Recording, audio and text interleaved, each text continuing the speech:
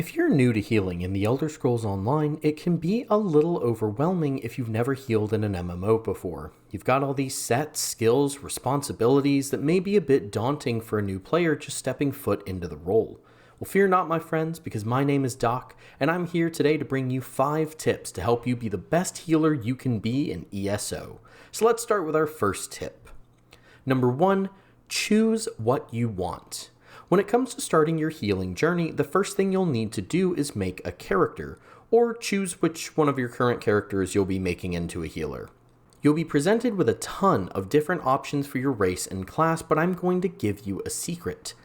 Play whatever you want. That doesn't have to mean make the worst possible choices. You can absolutely do a little bit of research and min-max your character if that's what you want to do.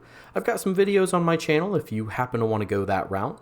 What I mean to say is that it's also okay to pick something a little off meta or completely off meta.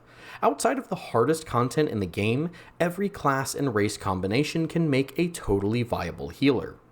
Even in the hardest content, you can still clear with off-meta picks, you'll just need to work a little bit harder. So pick what you want and try it out. What is the absolute worst thing that can happen? You find that you don't enjoy it, or that it's not working for you, so you make a new character. Be the healer that you want to be, because the only incorrect choice is the one that you don't enjoy using. Tip number 2, healing is buffing.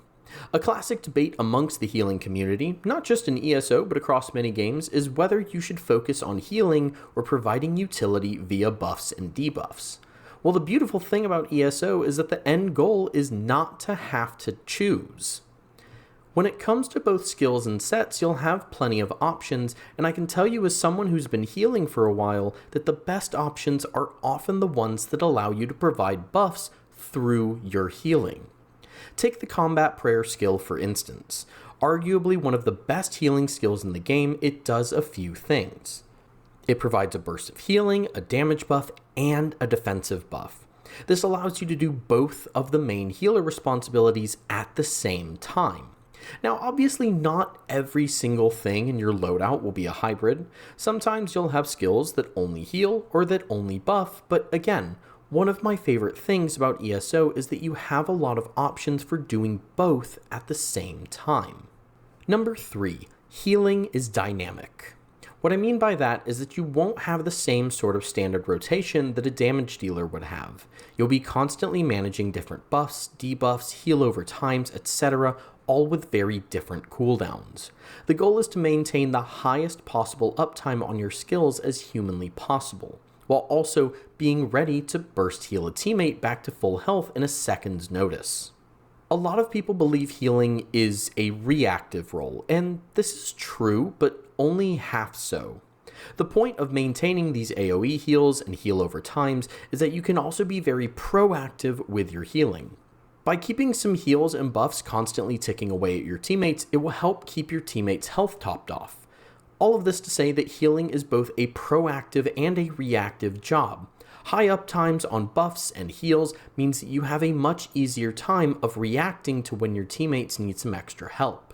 If you ever need a little further explanation on this point, I think the build videos on my channel do a pretty good job of going in depth with this topic if you would happen to like to check those out. Number 4, the best healers are flexible. One of the most important qualities a great healer will have is the ability to adapt to a situation.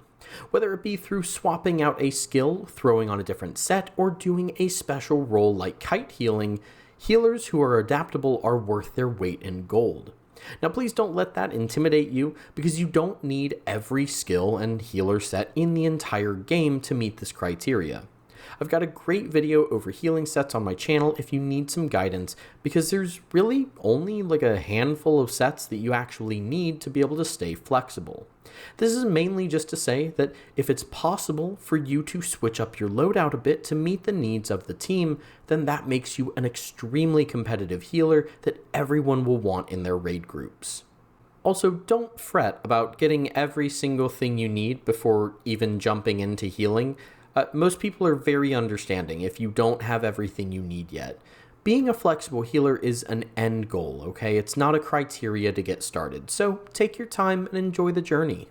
And lastly, number 5, there's always next time. I think this piece of advice can be helpful for all players, but I've found it especially helpful for me as a healer.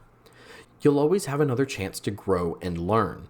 As good as I am, I'm certainly not the best, and I still find plenty of ways to improve every day. Maybe you made a mistake and someone went down. There's always next time. Maybe you ran into some toxic teammates who flamed you because they decided to take a bath in lava. There's always next time. Maybe you got thrown into City of Ash 2 for the 4th time this week, and you know you're about to be trapped in this awful place for the next hour. There's always next time. Because it will happen again. Trust me, I've been there. Support roles in general can be sometimes frustrating, thankless, and complicated. They can also be very rewarding, enjoyable, and fun. Remember that when you feel like you need a break, take one, because there's always next time. And there we have it. Those are my top 5 tips for new healers in ESO. While I'm sure there are plenty of other pieces of advice I could give, I think this is a great starting point for people who may be new to ESO, but especially those who are just new to healing. As always, I hope you enjoyed the video and found it useful. Please let me know what you think of these tips, and if you have any other tips you'd like to give to some aspiring healers, feel free to drop them in the comments. Other than that, remember to subscribe and check out the links below if you want to follow me and support me on stuff.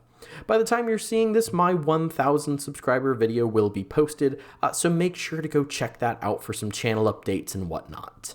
Finally, I think all I've got left to say is that I've been Doc.